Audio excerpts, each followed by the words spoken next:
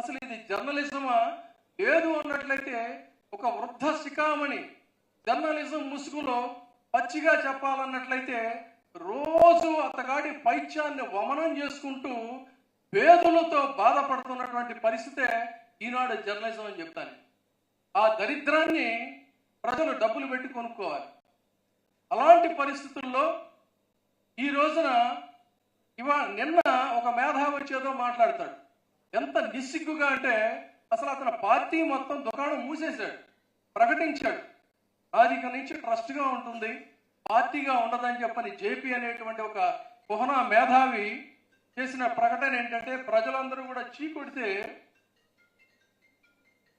ప్రజలు చీకొడితే తన వల్ల కాదనుకొని పార్టీని మూసేసి విదేశాల నుంచి తన కులానికి సంబంధించినటువంటి వాళ్ళు లక్షల రూపాయలు పంపిస్తుంటారు.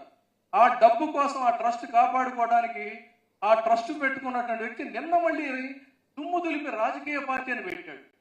ఆ రాజకీయ పార్టీ అంట ఈ కూటమికి మద్దతు ఇస్తుందట. ఏంటి మేము మద్దతు ఇస్తామంటే ఏంటి నీ వెనకాల ఉన్నది నీ అరిగిపోయిన వెన్నెముక తప్ప నీకున్న మద్దతు ఏమీ లేదు. పైగా ఇంకొక ఆశ్చర్యం ఏంటంటే ఈ తెలంగాణలో సెటిలర్స్ ఇక్కడికి వచ్చి మాట్లాడుతుంటారు. అదొక పెద్ద ఆశ్చర్యం.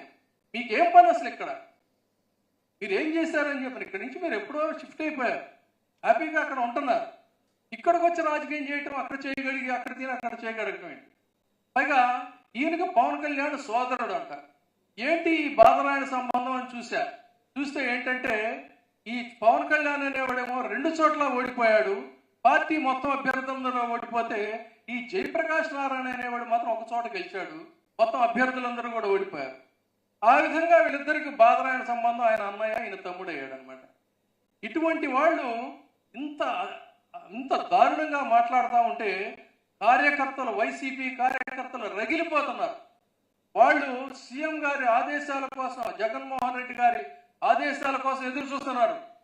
అన్నా నీ తర్జని గర్జిస్తే, నీ కనులు ఆదేశిస్తే ఈ కుహరా శక్తుల్ని కూకట వేళతో సహా 5 నిమిషాల్లో కకిలించి వేస్తామని చెప్పని రగిలిపోతున్నప్పటికీ కూడా ఆయన మాత్రం ఎక్కడా చెలించకుండా నిబ్బరంగా నిశ్చలంగా తనదైనటువంటి దీన్ని ఒక కర్మయోగిలాగా తన పని తను చేసుకుని వెళుతున్నటువంటి నేపథ్యంలో మనందరం కూడా మనవంతు సహకారం అందించాల్సిన సమయం ఆసనమైంది.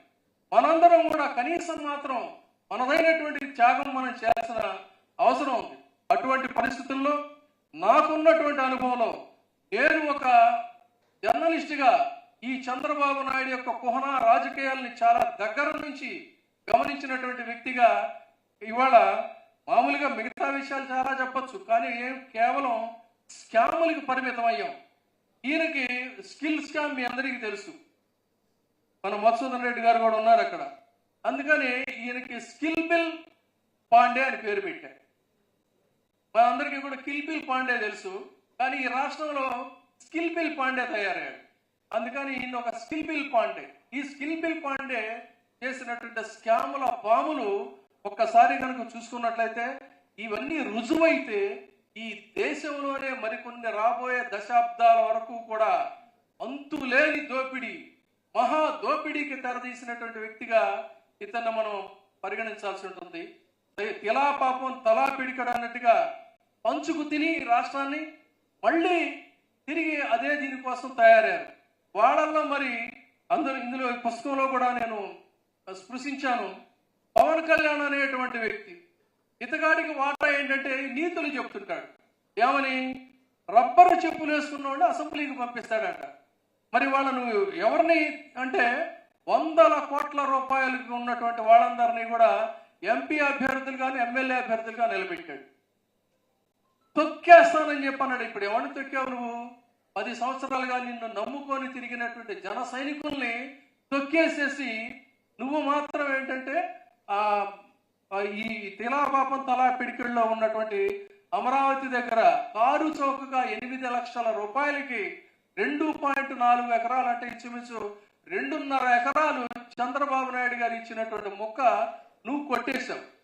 కొట్టేసి నిన్ను నమ్ముకున్నాడు, నువ్వు తొక్కేశావు. నువ్వు తొక్కింది ఎవరిని అంటే నిన్ను నమ్ముకున్న సగటు జన సైనికులను నువ్వు తొక్కేసేసి ఎవరినో తొక్కేస్తానట. నీకు అంత స్థాయి లేదు. ఒక్కసారి కనుక ఇందా చెప్పినట్టు సైగ చేస్తే, కనుసైగ చేస్తే జగన్మోహన్ రెడ్డి గారు ఇక్కడి నుంచి నిన్ను